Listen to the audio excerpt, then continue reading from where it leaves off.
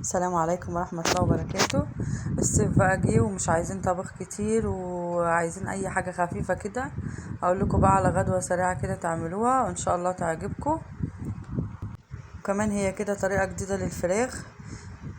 حاجة يعني تغيير كده بدل ما بنسلقها على طول وبنحمرها وكده. بصوا شكلها جميل طبعا ومشهي، والفراخ طرية جدا متحمرة وطرية. بصوا شكلها عامل ازاي. تتاكل بقى جنب الرز بشعرية او رز ابيض، او تعملي جنبها سلطة اي حاجة وتاكلوها بقى كده بالهنا والشفا. متنسوش بقى اللايك والشير وسبسكرايب لو عجبتكم الوصفة.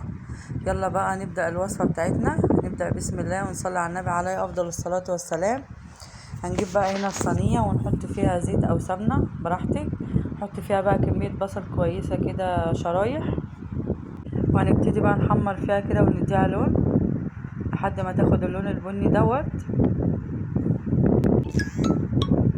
هي الوصفة سهلة قوي وهتعجبكم ان شاء الله. بصوا لحد ما توصل للون دوت كده، هنبتدي بقى نحط 3-4 فصوص توم كده ونقلبهم معاه لحد ما ريحتهم تطلع. اول ما ريحة التوم تطلع هنضيف بقى فلفل مكعب كده، مكعبات الوان او اخضر اي حاجة عندك، او سبايسي زي ما انت حابة، ونقلبه كده تقلبتين. وبعدين دي الفراخ بتاعتنا مغسولة كويس ومتصفية، هنضيفها بقى على البصل بالطريقة اللي انتوا شايفينها دي. عندنا بقى شوية توابل محترمين كده، ملح وفلفل وماجي وكزبرة وبهارات فراخ وكركم، من كل حاجة كده نص معلقة صغيرة. وهنقلبها كويس كده، وبعدين بقى هنسيبها تستوي فيها شوية تاخد لون كده. وبعدين هنشيلها من الطبق. هنضيف بقى طماطمتين كده او 3 متقطعين مكعبات برضو، ونسيبهم لحد ما يتسبكوا كويس.